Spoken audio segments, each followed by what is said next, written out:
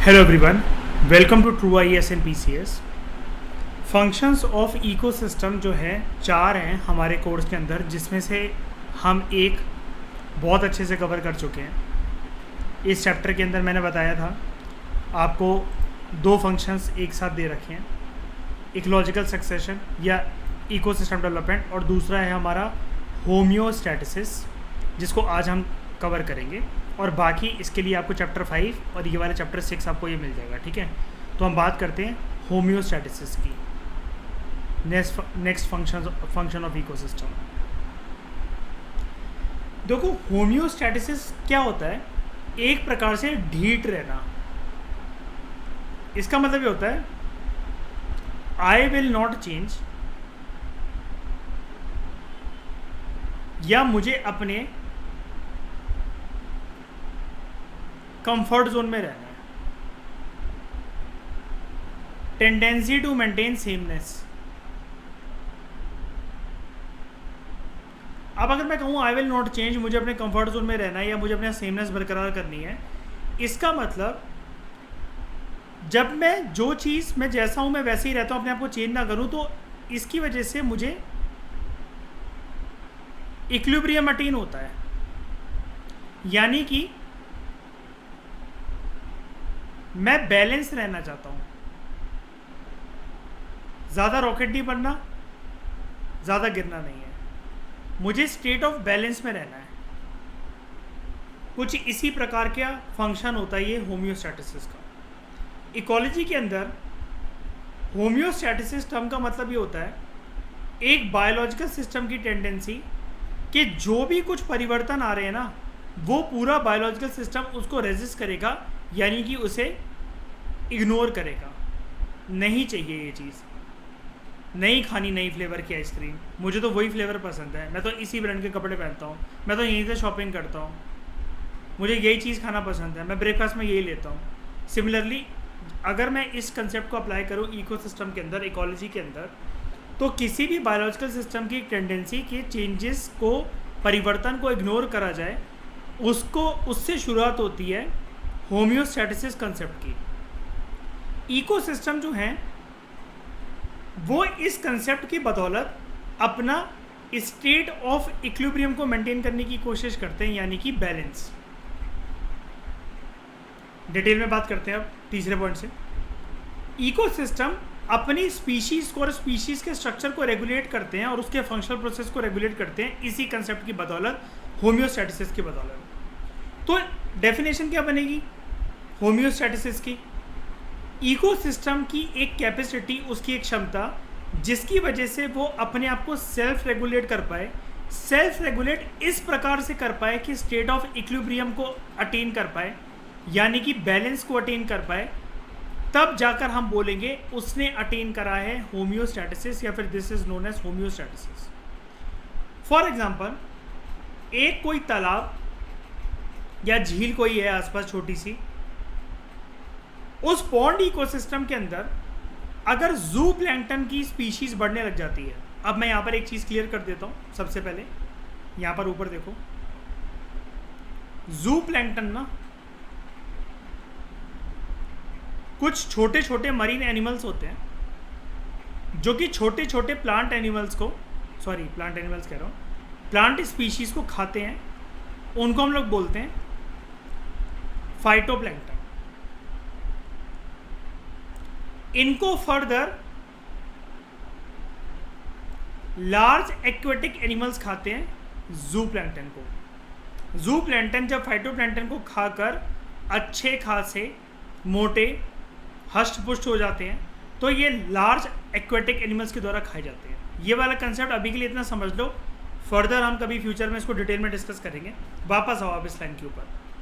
Pond ecosystem के अंदर अगर जू प्लैंक्टन बढ़ने लग जाए या इनकी स्पीशीज बढ़ने लग जाती है, तो जू प्लैंक्टन का बढ़ना मतलब फाइटोप्लैंक्टन का बड़ी तेजी से लुप्त होना, नष्ट होना, क्योंकि जू प्लैंक्टन बहुत लार्ज अमाउंट में इन फाइटोप्लैंक्टन को खाएंगे। इनका खाना ही यही है फाइटोप्लैंक्टन। जब फाइटोप्लैंक्टन को खा लेंगे, जितनी तेज़ी से खा रहे हैं उतनी तेज़ी से फाइटोप्लैंक्टन रीग्रो तो नहीं हो रहा। तो थोड़े टाइम बाद कुछ समय ऐसा आएगा कि जो खाना होगा जू प्लैंक्टन के लिए वो स्कार्स बन जाएगा, वेरी लिमिटेड हो जाएगा। जब नंबर ऑफ जू प्लैंक्टन रिड्यूस होने लग जाएंगे भूखमरी की वजह से, तो उस पॉन्ड इकोसिस्टम के अंदर फाइटोप्लैंक्टन की पॉपुलेशन इंक्रीज होना शुरू होगी। कुछ टाइम के बाद ऐसा आएगा, एक समय ऐसा आएगा जू प्लैंक्टन की पॉपुलेशन और फाइटोप्लैंक्टन की पॉपुलेशन दोनों इंक्रीज हो रही है। यहां पर पॉन्ड इकोसिस्टम ने क्या करा, अनस्टेबल एनवायरनमेंट से स्टेबल एनवायरनमेंट को अटेन कर लिया, और इस स्टेबल एनवायरनमेंट की वजह से पॉन्ड इकोसिस्टम में आई स्टेबिलिटी, एक बैलेंस। वरना यही होता रहता, कभी फाइटोप्लैंक्टन की पॉपुलेशन कम हो रही है, कभी जू प्लैंक्टन की बढ़ रही है, कभी जू प्लैंक्टन की कम हो रही है तो कभी फाइटोप्लैंक्टन की बढ़ रही है। हमें चाहिए था बैलेंस। इस बैलेंस को अटेन जो करा इस पॉन्ड इकोसिस्टम ने हमारे एग्जांपल के अंदर, this is what we can say that pond ecosystem has attained homeostasis. कुछ समय के बाद जू प्लैंक्टन की जनसंख्या बढ़ जाएगी और ये प्रोसेस तब तक कंटिन्यू होता रहता है जब तक एक स्टेबिलिटी, एक बैलेंस ना आ जाए। और इस प्रकार का बैलेंस हमें ऑलमोस्ट हर एक ट्रॉफिक लेवल पे देखने को मिलता है फूड चेन में, अलग अलग इकोसिस्टम के अंदर, जिसके बारे में हम नेक्स्ट चैप्टर में बात करेंगे। लेकिन एक बात जानने वाली हमें ये है, सुनकर थोड़ा सा आपको अजीब लगा होगा, यार ऐसा हमेशा थोड़ी ना हो सकता है, ऐसा हमेशा थोड़ी ना हो सकता है कि हर एक इकोसिस्टम के अंदर एक बैलेंस आए। बैलेंस तो कुदरत में हर कोई अटेन करने की कोशिश करता है कुदरत में, लेकिन परफेक्ट बैलेंस थोड़ी ना रह पाता है। सी 100 पर खड़े होकर सी 100 या तो ऐसा है या ऐसा है, इसको ऐसा रखने के लिए ये कभी भी परफेक्ट बहुत देर तक ऐसा नहीं रह सकता, क्योंकि पर्सन जो उस पर खड़ा हुआ है उसके पैर लड़खड़ाएंगे, तो कभी ये हल्का सा ऐसा होगा, कभी ये हल्का सा ऐसा होगा। तो आपका डाउट बिल्कुल जायज़ है। हर एक होम्योस्टैटिक सिस्टम के अंदर एक फीडबैक मैकेनिज्म होता है। ये जो हमने करा ना कि एक पॉपुलेशन कम हो रही है, दूसरे की बढ़ रही है, फिर कुछ समय बाद दूसरे की बढ़ने लगी और पहले वाले की भी बैलेंस हो गई और दोनों इक्वालिटी पर पहुंच गए, इसको हम लोग कहते हैं negative feedback mechanism. Negative feedback mechanism, इसका फीडबैक मैकेनिज्म मतलब नाम इसका नेगेटिव क्यों है? बिकॉज यहाँ पर कमी की वजह से बैलेंस आया, किसी चीज़ का एक अभाव हुआ, इकोसिस्टम के अंदर कमी हुई, कोई रिसोर्स लिमिटेड क्वांटिटी में रह गए थे, उनकी स्केर्सिटी की वजह से ये स्टेबिलिटी आ पाई इकोसिस्टम के अंदर। अब किसी चीज़ की संख्या कम हो गई तब जाके बैलेंस आ रहा है, तो ये नेगेटिव ही तो हुआ फीडबैक मैकेनिज्म। लेकिन जैसा कि मैंने आपको बताया, ये आसान थोड़ी ना है, हमेशा थोड़ी ना पॉसिबल होगा। बिल्कुल सही है ये वाली चीज़। होम्योस्टैटिक कैपेसिटी जो होती है इकोसिस्टम की, वो अनलिमिटेड नहीं होती, एज वेल एज कोई भी चीज़ हर कोई चीज़ इकोसिस्टम के अंदर वेल रेगुलेटेड नहीं होती है कि वो अपना बैलेंस अटेन कर ले या फिर होम्योस्टैटिसिस अटेन कर ले या फिर इक्विलिब्रियम अटेन कर ले। इसकी तरफ बढ़ा जा सकता है, लेकिन आप कहो 50% और 50% के बीच में बैलेंस हो जाए, कभी भी रियल इकोसिस्टम के अंदर ऐसा नहीं होता। जिसको हम लोग कहते हैं ना 19-20 का फ़र्क हमेशा देखने को मिलेगा, तो जी हाँ, 19 और 20 का फ़र्क हमेशा हमें देखने को मिलता ही मिलता है। इंट्रोडक्शन समझ में आ गया? पहले मुझे बता दो, किसी को कोई दिक्कत? बोलो इस कंसेप्ट में। होम्योस्टैटिसिस के साथ रिलेटेड कुछ टर्म्स होती हैं, तो वो कह रहा है होम्योस्टैटिसिस जो अभी तक हमने पढ़ा वो है एक स्टेबल तरीके से इक्विलिब्रियम को अटेन करना। अब बात एक ही होती है, स्टेबिलिटी से इक्विलिब्रियम आता है, इक्विलिब्रियम से स्टेबिलिटी आती है। मेंटेन करना है इसको कैसे?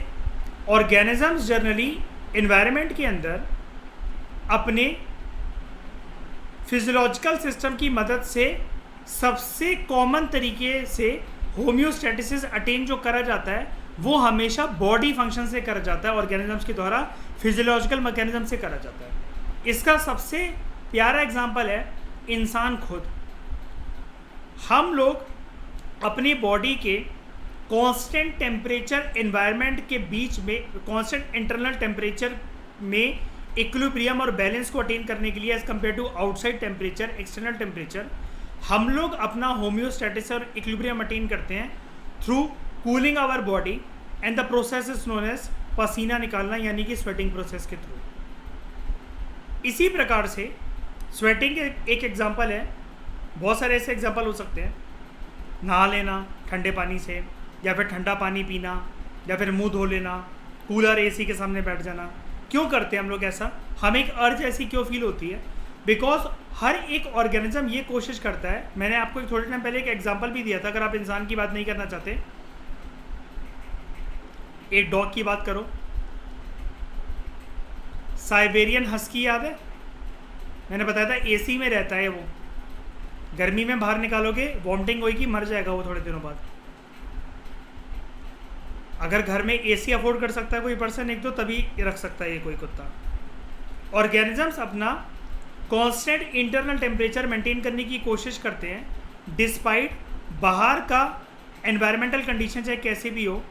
अगर इसके बीच में बैलेंस ना रहे, बाहर के एनवायरनमेंट और इंटरनल बॉडी टेम्परेचर के बीच में अगर बैलेंस ना रहे, बैलेंस बिगड़ जाए, तो उसकी वजह से ऑर्गेनिजम्स क्या होम्योस्टैटिसिस या स्टेट ऑफ स्टेबिलिटी या स्टेट ऑफ इक्विलिब्रियम ये डिस्टर्ब होगा, ये अपसेट होगा। तो होम्योस्टैटिस अगर सही से फंक्शन ना करे, वर्क ना करे, तो आप समझ गए ना स्पीशीज में क्या होता है, उनका इंटरनल एक्सटर्नल एनवायरनमेंट के साथ जो बैलेंस है वो डिस्टर्ब होगा। अब इसके साथ कुछ एसोसिएटेड हम लोग टर्म्स पढ़ते हैं।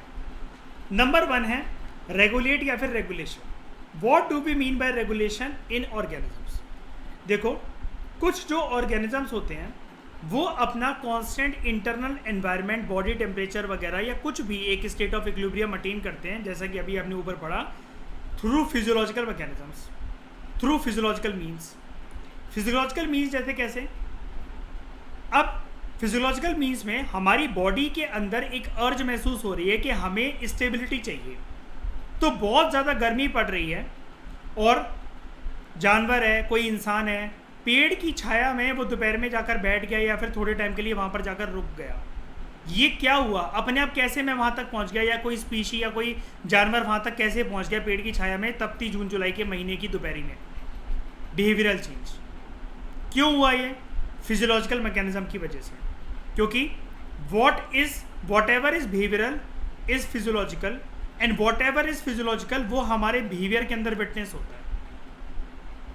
मैं अंदर से कैसा फील कर रहा हूँ ये मेरे चेहरे पर दिख जाएगा किसी को भी, मेरे स्वभाव से, मेरे रवैये से, मेरे बिहेवियर से। दिस मीन्स, मतलब ये फिजियोलॉजिकल मीन्स की मदद से कांस्टेंट बॉडी टेम्परेचर को मेंटेन करने की कोशिश करते हैं ऑर्गेनिजम्स, या फिर कभी कभार बड़े सारे ऑर्गेनिजम्स को पानी वगैरह की आवश्यकता होती है। जैसे गर्मियों के अंदर गाय, भैंस, भेड़ बकरियों वगैरह को नहलाया जाता है, इवन भैंस को तालाबों तक लेकर जाया जाता है अगर कोई रूरल एरिया से या कंट्री साइड का एरियाज है, और उसमें काफ़ी टाइम तक भैंस, बफेलो, काऊ वगैरह बैठना पसंद करती है, ताकि पानी की वजह से उनका जो इंटरनल टेम्परेचर वगैरह है वो बैलेंस हो जाए as compare to external environmental condition. छोटा सा एग्जांपल दे देता हूँ।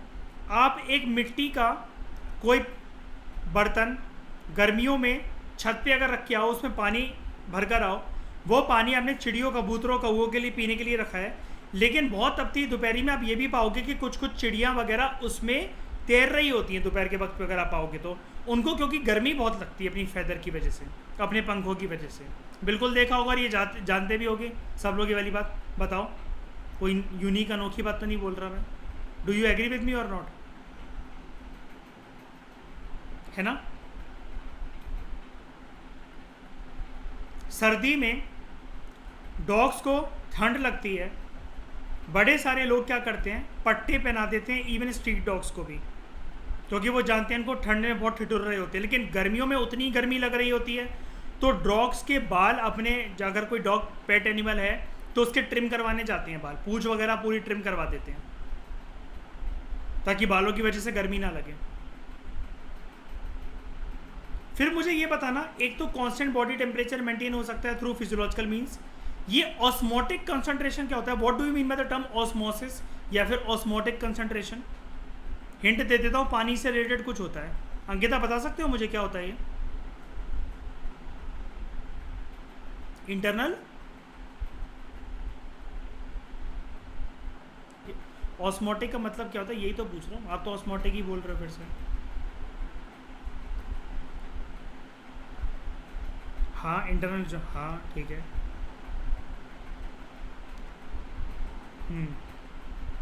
इंटरनल बॉडी फ्लूइड्स और उनके प्रेशर को मेंटेन करना is known as osmotic concentration. Simple है ना। जैसे इंसानी बॉडी के अंदर क्या,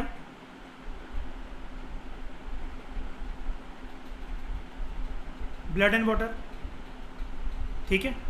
अगर इनका कंसंट्रेशन या एक्सटर्नल एनवायरनमेंट की वजह से प्रेशर बिगड़ता है, छोटा सा एग्जांपल दे देता हूँ, लेमन लैंग्वेज के अंदर बात करता हूँ। गर्मियों के अंदर अगर कोई ऐसी चीज़ खा लो जिसकी तासीर बहुत गर्म है, नाक फूटने लग जाती है, बिल्कुल लेमन एग्जांपल है ना, अपने आप ब्लड आने लग जाता है, भले किसी ने मुक्का ना मारा हो। बादाम, बादाम से चलो हर कोई नहीं, मतलब बहुत सारी चीज़ें होती है। अगर आप जैसे मतलब मान लो कि कोई गुड़ खा रहे हो या फिर गर्मियों के अंदर च्यवनप्राश खा रहे हो आप, मतलब डिपेंड करता है वो अलग अलग की बॉडी में ये चीज़ है। वेरी गुड, शाबाश। सॉल्ट कंसंट्रेशन जो होती है वो उसका ऊपर नीचे हो जाता है अगर ऑस्मोटिक कंसंट्रेशन बिगड़ती है तो। डोंट वरी, हम इसके बारे में ना, मैं यहाँ पर इसलिए नहीं बताना चाहता डिटेल में यार, ये हमारा ना साइंस का पार्ट है एक्चुअली। हम उसको जब केमिस्ट्री पढ़ेंगे ना 9th क्लास की, तब मैं आपको और ज़्यादा डिटेल में 6 एक्सपेरिमेंट्स की मदद से ये चीज़ करवाऊंगा। तब फिर आपको बायो के साथ लिंक करके मैं बताऊंगा कि बॉडी में और जो केमिस्ट्री में जो ऑस्मोसिस प्रोसेस होता है और बॉडी में जो होता है, क्या सिमिलरिटी और क्या डिफरेंसेस होते हैं उनके बीच में। लेकिन अभी तक के लिए आप इतना समझ गए कि फ्लूइड्स और प्रेशर का बॉडी के अंदर सॉल्ट कंसंट्रेशन का ऊपर नीचे होना, बिगड़ना, जिसकी वजह से इंटरनल टेम्परेचर नहीं बोलना चाहिए मुझे यहाँ पर, मुझे बोलना चाहिए होम्योस्टैटिसिस या फिर बैलेंस जब बिगड़ता है किसी स्पीशीज़ का, तो वो ऑस्मोटिक कंसंट्रेशन का ऊपर या नीचे होना होता है। हाई ऑस्मोटिक कंसंट्रेशन या फिर लो ऑस्मोटिक कंसंट्रेशन। सारे बर्ड्स और मैमल्स जो होते हैं और कुछ कुछ रीढ़ की हड्डियों वाले और बिना रीढ़ की हड्डियों वाले जो स्पीशीज़ होते हैं, वो इस प्रकार का ऑटोमेटिक होम्योस्टैटिसिस और बैलेंस को अटेन करने के लिए केपेबल होते हैं। जैसे अपने बॉडी के टेम्परेचर को रेगुलेट कर लेना थर्मो रेगुलेशन की मदद से, और फ्लूइड्स को और प्रेशर को मेंटेन कर लेना थ्रू ऑस्मो रेगुलेशन की मदद से।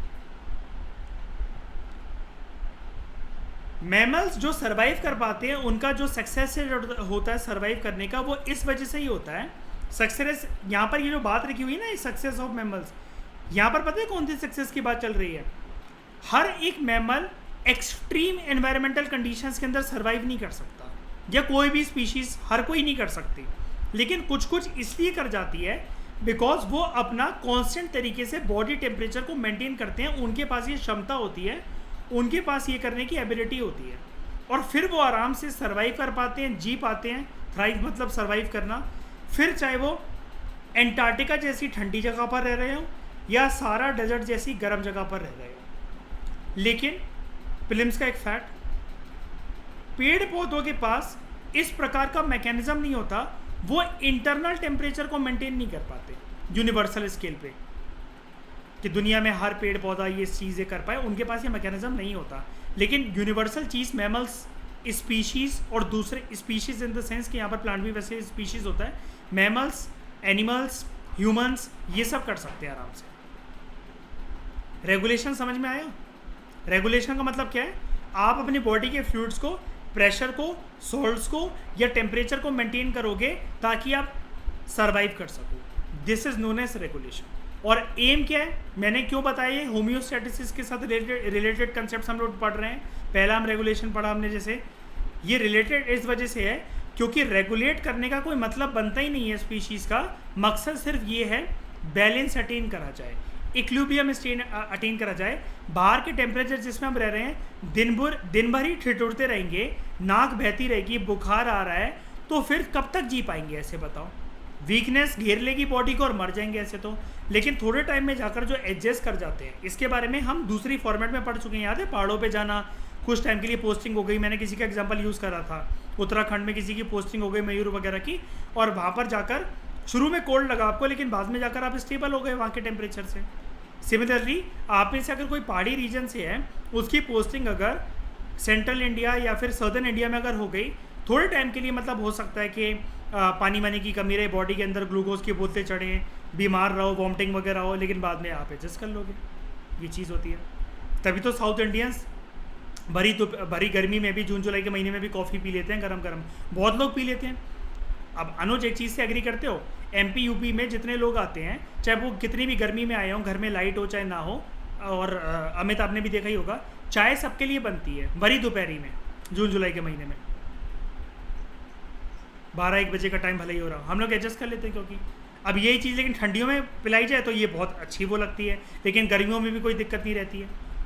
नॉर्थ इंडियंस तो कभी कभार ऐसी बातें करते हैं कि गर्मी को गर्मी काटती है और गर्म चाय पिलाओ, चाहे भली लाइट हो चाहे ना हो, पसीना टपक रहा है, जून जुलाई का महीना, 45 डिग्री टेम्परेचर हो रहा है, लेकिन उस टाइम पर तुम्हारे कोई घर आया, तुम चाय ना पिला तो पता चला शक्ल बन जाएगी। उनके घर कहते हैं उन्होंने चाय भी नहीं पूछी। रूह अफ़ज़ा शरबत से खुश नहीं होंगे इतना जितना चाय से हो जाएंगे। क्यों अमित? चाहे भली मर जाएँ गर्मी के मारे। मुंबई के लोग भी पीते हैं बहुत ज़्यादा, है ना अंकिता? है ना? ह्यूमिडिटी में मर रहे होंगे, पसीना टपक रहा होगा, पूरी की पूरे टॉप कुर्ती सब गीली होगी, लेकिन चाय पीनी भाई। कन्फर्म या कन्फर्मिटी, एक बात याद रखना, वैसे तो आप लोग इतने केपेबल हुई, इतने मैच्योर हुई, जो टर्म हम लोग जिस सब्जेक्ट में पढ़ते हैं ना, उसका उस सब्जेक्ट के हिसाब से अलग मीनिंग होता है और वो दूसरे सब्जेक्ट में जाके वो टर्म बदल जाता है। जैसे मैं आपको कन्फॉर्मिटी का प्रिंसिपल ना साइकोलॉजी में भी पढ़ाऊंगा, यानी कि एथिक्स में पढ़ेंगे हम लोग, वहाँ पर बात अलग होती है। कन्फॉर्मिटी का मतलब वहाँ पर होता है एक प्रकार का ओबीडियंस, ओबे करना, अपने बड़ों की बात करना, इज्जत करना, जवान ना लड़ाना, या फिर घर के और समाज के जो रूल्स एंड रेगुलेशन होते हैं उसको मानना बिना किसी किंतु परंतु के। तो यहाँ पर लेकिन अलग मतलब है, ऑब्वियसली बात, हम एनवायरनमेंट पढ़ रहे हैं, ठीक है? तो ये वाली बात याद रखना कि ऐसा ना हो पेपर के अंदर आप GS पेपर 3 कर रहे हो और वहाँ पर GS पेपर 1 के किसी सब्जेक्ट को इमेजिन करके वो टर्म इमेजिन करके लिखा हो। तो इसलिए थोड़ा सा अपना ध्यान रखना कि आप किस चीज़ का आंसर कर रहे हो, उसमें वहाँ पर वो बात होनी चाहिए। ये वही वाली बात है, 2016 के अंदर एलिलोपैथी का क्वेश्चन पूछा गया और लोग एलोपैथी लिख कर आ गए, ठीक है? ज़्यादातर मेजॉरिटी ऑफ जानवर जो होते हैं और ऑलमोस्ट हर एक प्लांट पृथ्वी पर, ठीक है, वो हर समय पर अपने इंटरनल एनवायरनमेंट में कांस्टेंट टेम्परेचर मेंटेन नहीं कर पाते। कांस्टेंट प्लांट तो बिल्कुल ही नहीं कर पाते हैं, ठीक है? और एनिमल्स भी, मेजॉरिटी ऑफ द एनिमल्स नहीं कर पाते हैं, कर लेते हैं कहीं कहीं, लेकिन मेजॉरिटी नहीं कर पाते हैं। ये चीज़ तो मुश्किल है ना। इनका जो बॉडी टेम्परेचर चेंज होता है, सबसे बात हमारी भी बात कर लो, वो ना एम्बिएंट टेम्परेचर की वजह से चेंज होता है। इस एम्बिएंट वर्ड का मतलब होता है, सिंपल मतलब होता है इसका, नियर बाय टेम्परेचर। आसपास के वातावरण की वजह से वही बॉडी टेम्परेचर बन जाता है बड़े सारे एनिमल्स का और प्लांट्स का। एक्वेटिक एनिमल्स के अंदर, समुद्री जीव जंतुओं के अंदर जो बॉडी फ्लूइड्स का ऑस्मोटिक कॉन्सेंट्रेशन होता है, यानी कि फ्लूइड्स और प्रेशर का चेंज होना, अपने आसपास के पानी कितना ठंडा है, कितना गर्म है, कितना मॉडरेट टेम्परेचर का है, उसके हिसाब से होता है। ये जो एनिमल्स और प्लांट्स जो होते हैं, अपने इमीडिएट नियर बाय एनवायरनमेंट की वजह से जो बॉडी का टेम्परेचर चेंज कर ले रहे हैं, इसको हम लोग बोलते हैं कन्फॉर्मर्स। बेचारे कितने सीधे हैं। मैंने बोला ना, एक प्रकार से इसका मतलब क्या होता है, ओबे करना, बात मानना, किंतु परंतु नहीं करना। तो कितने सीधे हैं ये एक प्रकार से कि एक्सटर्नल जो एनवायरनमेंट था, उन्होंने बोला ठीक है जी, आप सर्दी दोगे तो सर्दी ले लेंगे, गर्मी दोगे तो गर्मी ले लेंगे, पानी ठंडा होगा तो कोई बात नहीं, ठंडी बॉडी कर लेंगे, गर्म पानी होगा तो की कर सकते हैं, गर्म बॉडी कर लेंगे। सवाल ये उठता है, ये इतने आज्ञाकारी क्यों बन रहे हैं? रेगुलेटर बनो ना। बाहर कोई कुछ भी चीज़ हो, अपना एक कांस्टेंट बॉडी टेम्परेचर करा क्यों नहीं तुमने? इतने सालों में सबका इवोल्यूशन हुआ, तुम्हारा इवोल्यूशन इस प्रकार से नहीं हो पाया कि तुम इंटरनल बॉडी टेम्परेचर को रेगुलेट करना सीख जाओ अपने हिसाब से। बाहर के वातावरण के हिसाब से जो वो तुम्हें चिपका देता है टेम्परेचर, तुम वो क्यों सहन करने लग जाते हो? तो चलो एक मेंस का टॉपिक पढ़ते हैं छोटा सा। ऐसा क्यों नहीं होता कि जो कन्फॉर्मर स्पीशीज होते हैं वो इतने सालों में रेगुलेटर्स क्यों नहीं बन पाए? वो इसलिए नहीं बन पाए क्योंकि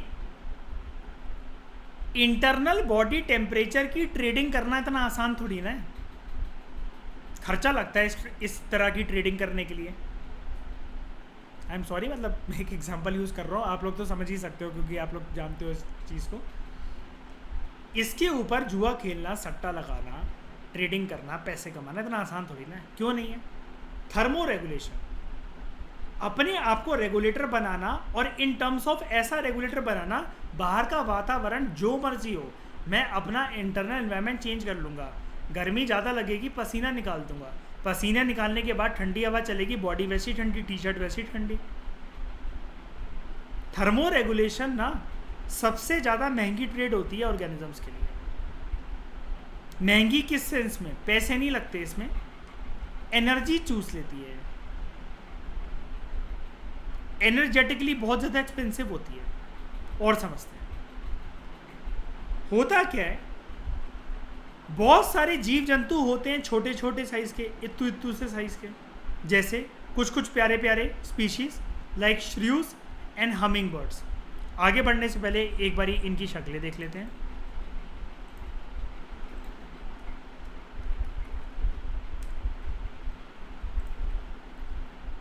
दीज आर श्रियूज,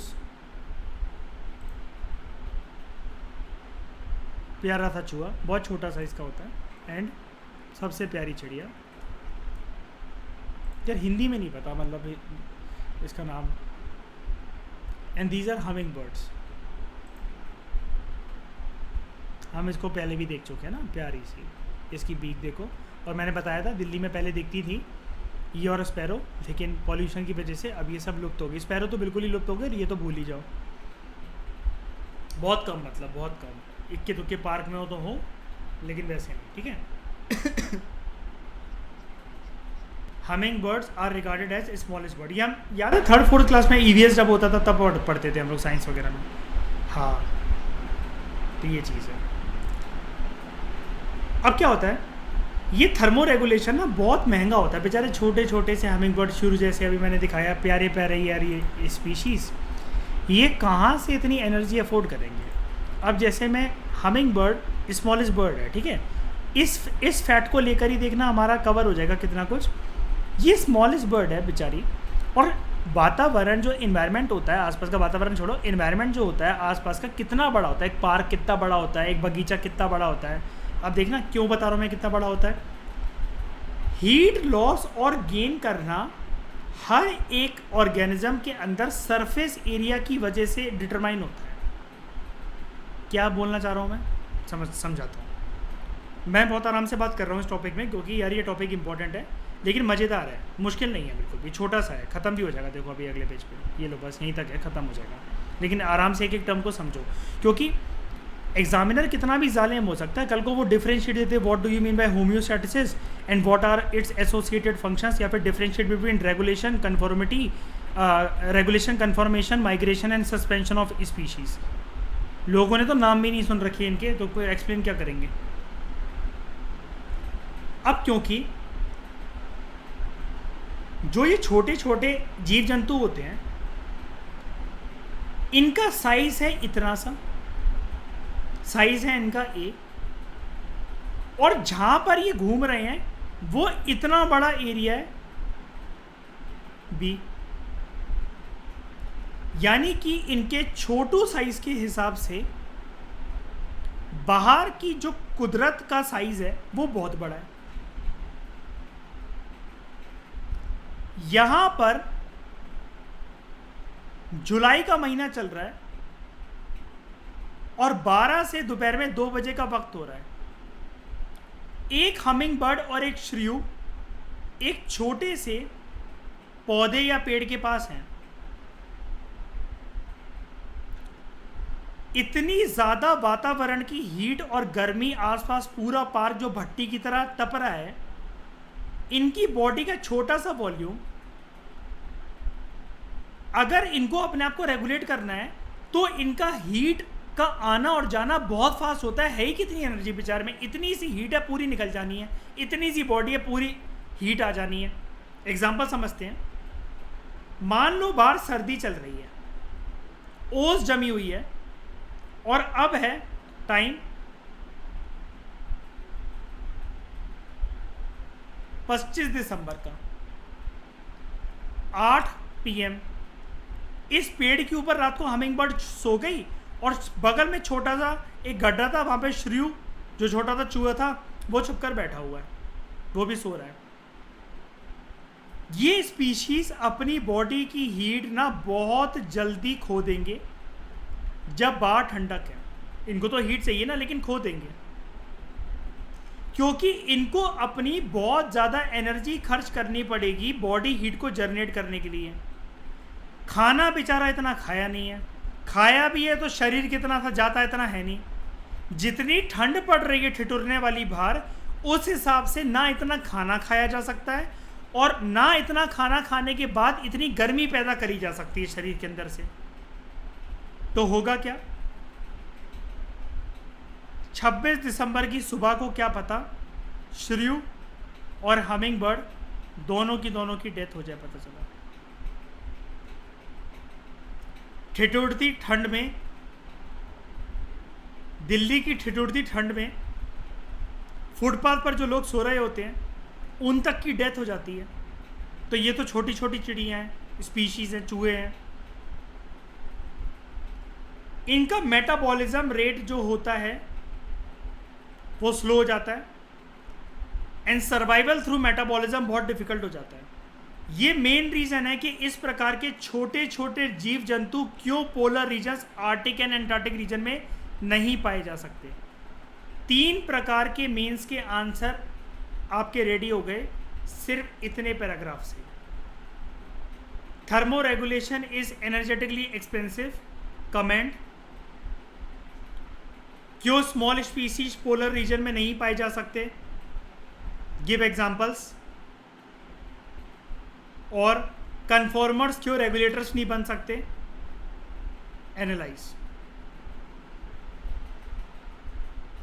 समझ में आ गया पक्का? आराम से ही बताया मैंने। कोई इसके बाद कोई डाउट है तो पूछ लो, जल्दी बताओ वरना मैं आगे बढ़ता हूँ।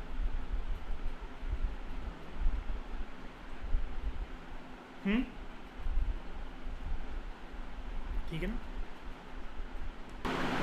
नेक्स्ट दोस्तों हमारे सामने कंसेप्ट है,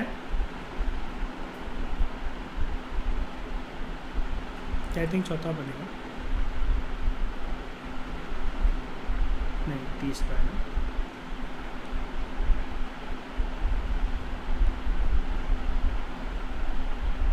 तीसरा कंसेप्ट हमारे सामने है माइग्रेशन। ये वो स्पीशीज होते हैं माइग्रेशन वाले, ये वाले जिसके बारे में भी हम डिस्कस करेंगे। ये कहते हैं भैया हमें टंटे नहीं पालने हैं, हमें कोई रट्टे नहीं पालने हैं, ना हमारे पास इतना दिमाग है, ना शरीर में इतनी ताकत है, ना इतनी खोपड़ी चलती है हमारी कि हम अपना थर्मो रेगुलेशन करें या ऑस्मो रेगुलेशन करें, या फिर बाहर इतने सीधे भी नहीं है कि बाहर वाला जो दे रहा है वो ठंडक दे रहा तो ठंडक अपना लें, गर्मी दे रहा तो गर्मी अपना लें। हम मेहनत करना नहीं चाहते, हम किसी की रेगुलेशन में मतलब मेहनत करनी पड़ेगी, हम मेहनत करना नहीं चाहते। कन्फॉर्मिटी मतलब गुलामी से ना, हम गुलामी करना नहीं चाहते। तो क्या करोगे? हम घर छोड़ के जा रहे हैं, हमें नहीं रहना। ये जो ऑर्गेनिजम्स हैं टेम्पररी मूव कर जाते हैं, दूर चले जाते हैं, घर छोड़ के चले जाते हैं जहाँ पर कलेश मच रही होती है, जहाँ पर इनको बोल दिया था मेहनत करो, इस घर में रहना है तो कि रोटी कमा कर दो, ये दो वो दो। गुलामी किसी की लेकिन करनी नहीं है। जो फेवरेबल कंडीशन होती है, जिन दोस्तों के घर पर इनको प्यार मिलता है, ये वहाँ पर चले जाते हैं और वापस आ जाते हैं जब कलेश शांत हो जाती है। इनको कॉल कर करके घर वाले बुला लेते, अच्छा जी तुम जैसा चाहते थे वैसा कर दिया हमने घर पे। हर एक सर्दी में हमारे राजस्थान के भरतपुर डिस्ट्रिक्ट में क्यूलाडियो नेशनल पार्क है। हज़ारों की सैकड़ों की संख्या में यहाँ पर माइग्रेटरी बर्ड्स चली आती हैं साइबेरिया से और दूसरे हद से ज़्यादा ठंड से ठिठुरने वाले रीजन से। और जब इनका स्ट्रेसफुल पीरियड वो ख़त्म हो जाता है, इतनी ज़्यादा ठंडक का और उसका जिसमें इनकी मौत हो सकती थी, अब इतनी ज़्यादा ठिठुरने वाले टाइम में इनको हीट जनरेट करनी पड़ती, मेहनत करना नहीं चाहते, बाहर की ठंडक से या तो फिर ठंडक अपना लो शरीर के अंदर, वो गुलामी करेंगे नहीं, क्योंकि गुलामी का मतलब है मृत्यु। तो ये कहते हैं खूब ठंड मचाओ, खूब स्नोफॉल करो, मरना है तुम लोगों को मरो, हम तो चले। आते क्या है, क्यूलाडियो नेशनल पार्क राजस्थान में है।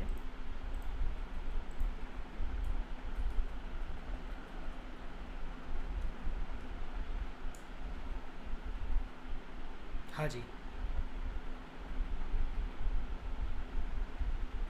ये देखो कितनी प्यारी प्यारी माइग्रेटरी बर्ड देखो यहाँ पर आती हैं, देखो पकड़ने की टेक्निक देखो।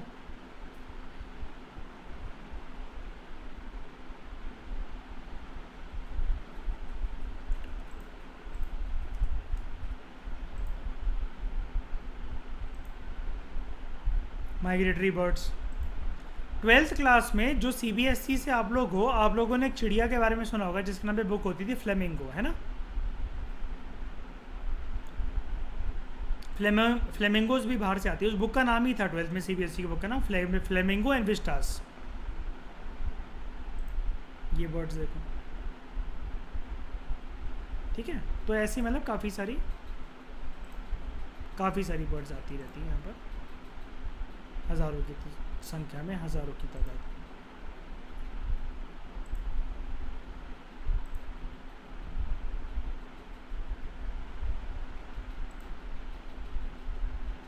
ठीक है, अगला कंसेप्ट सस्पेंशन। बैक्टीरिया के अंदर, फंगाई के अंदर और कुछ छोटे छोटे प्लांट जैसे फाइटोप्लैंक्टन वगैरह, इनमें क्या होता है, ये लोग कभी कभार मोटी सी एक दीवार टाइप की स्पोर्स की वॉल अपना लेते हैं, जो कि इनके इर्द गिर्द फॉर्म हो जाती है, ताकि जो भी अनफेवरेबल कंडीशन होगी ना, वो घर के अंदर, शरीर के घर के अंदर एंटर ना कर सके। जब सूटेबल एनवायरनमेंट मिलता है तब ये दीवार गिर जाती है, तब तक ये बनी रहती है। हायर प्लांट्स के अंदर सीड्स और कुछ जो वेजिटेटिव रिप्रोडक्टिव स्ट्रक्चर्स होते हैं, ये इस प्रकार से कभी कभार बिहेव करते हैं कि स्ट्रेसफुल कंडीशंस उन स्पीशीज के अंदर पैदा ना हो। बड़े सारे एनिमल्स ऑर्गेनिजम्स के अंदर अगर वो माइग्रेट नहीं कर सकते तो दे avoid the stress by escaping in time, भाग जाते हैं वो। अब यहाँ पर क्या है, ये ऊपर के सारे पॉइंट्स बेकार हैं, सिर्फ थिक वॉल्ट स्पोर्स याद रखना। लेकिन इसका एक अच्छा बात बताते हो, सस्पेंशन के ऊपर कभी भी आंसर लिखने को आएगा ना, ऊपर से प्रीलिम्स का क्वेश्चन तो कोई बनता नहीं है। अगर इसको आए ना, इन्होंने अच्छे से ऑर्गेनाइज करके इसको नहीं लिखा, और उसका रीज़न ये है कि आगे 2 चैप्टर्स इसके बारे में बात करेंगे डिटेल में। यहाँ पर 2 टर्म्स हैं, अगर आप उनको जानते हो, बचपन में हमने पढ़ा था 3rd 4th क्लास के अंदर। एक है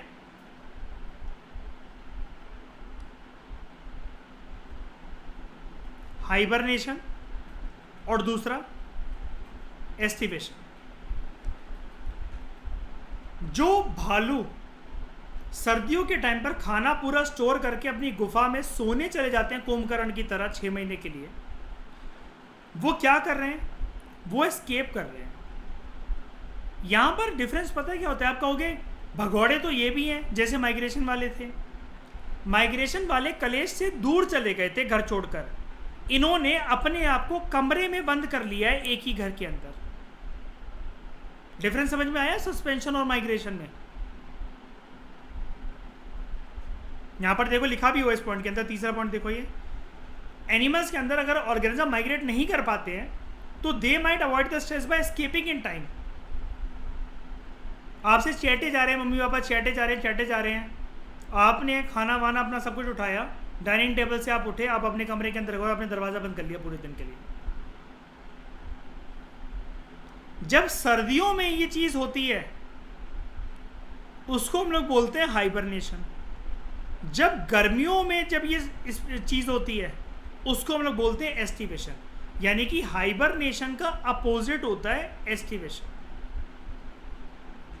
कुछ स्नेल्स और फिश एस्टिवेशन में चले जाते हैं समर रिलेटेड प्रॉब्लम्स को अवॉइड करने के लिए, like heat and desiccation, body temperature बिगड़ना, इंटरनल एनवायरनमेंट बिगड़ना, फ्लूइड बिगड़ना, गर्मी लगना, उल्टियाँ होना, कुछ भी मतलब। अब स्नेल नहीं दिखते, बारिश के दिनों में बाहर आते हैं, ठंडक में बाहर आते हैं, लेकिन इसका मतलब ये तो नहीं है कि नहीं दिखते हैं वो।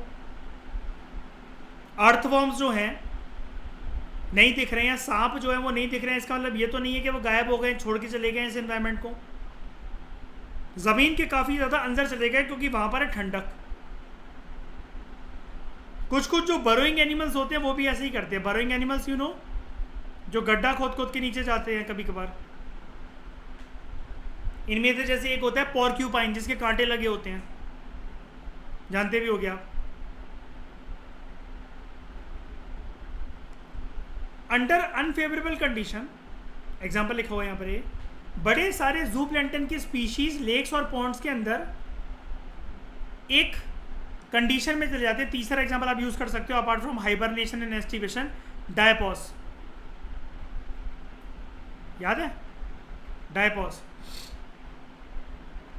This is the stage of suspended development. ये डेवलपमेंट अपनी नहीं करते, क्योंकि डेवलपमेंट करने का मतलब है और ज़्यादा बॉडी को नीड होना, फंक्शनिंग करना, जिसकी वजह से एनर्जी आएगी जाएगी। उतना अभी बाहर का एनवायरनमेंट अलाउ कर नहीं रहा है, तो जैसे हो वैसे ही अपनी ग्रोथ को पॉज कर दो, स्टक कर दो अपनी एज को। डेवलपमेंट सस्पेंड हो जाती है, हॉल्ट कर दी, पॉज कर दी। And diapause is the best example of suspension, क्योंकि ये स्टेज ही है सस्पेंडेड डेवलपमेंट की। चैप्टर हुआ खत्म, लेकिन इससे पहले एक बारी जरा इस पर नजर मारो। रेगुलेशन में जो मेहनत से अपना बॉडी टेम्परेचर चेंज करना पड़ रहा था through thermo regulation, fluid change करने पड़ रहे थे, ऑस्मो रेगुलेशन, मेहनत। कन्फॉर्मिटी में गुलामी, माइग्रेशन में घर छोड़ के चले जाना, सस्पेंशन के अंदर रूट कर कमरे के अंदर बंद हो जाना लुगाइयों की तरह। इन सब में पर्सन ये काम क्यों करता है? आप मुझे एक बार बताओ। आप मेहनत करते हो सुख प्राप्त करने के लिए कि आज मेहनत कर लेते, चल कोई बात नहीं, बाद में मजे करें। आप गुलामी करते हो किसी की ये सोचकर कि चल कोई बात नहीं, घर तो चल रहा है, चार बातें बोल लेते तो क्या हो गया, सहन कर रहे हैं तो क्या हो गया, घर रोटी तो मिल रही है। आप दूसरे एरिया चली गए कि कोई बात नहीं, मेरी भी कोई वर्थ है, मुझे नहीं रहना इस कलेश के अंदर, और मैं गुलामी तो कर नहीं सकता किसी की, तो मैं जा रहा हूँ, मुझे स्ट्रेस नहीं चाहिए वाला। सस्पेंशन, इतना मत बोलो मुझसे, इतना मत चैटो, मैं अपने रूम में लॉक होकर मैं अपने रूम में जा रहा हूँ, सारा अपना सामान लेकर। यहाँ पर पर्सन क्या करने की कोशिश कर रहा है? उसको स्टेबिलिटी ही तो चाहिए, उसको इक्विलिब्रियम ही तो चाहिए, उसको शांति ही तो चाहिए।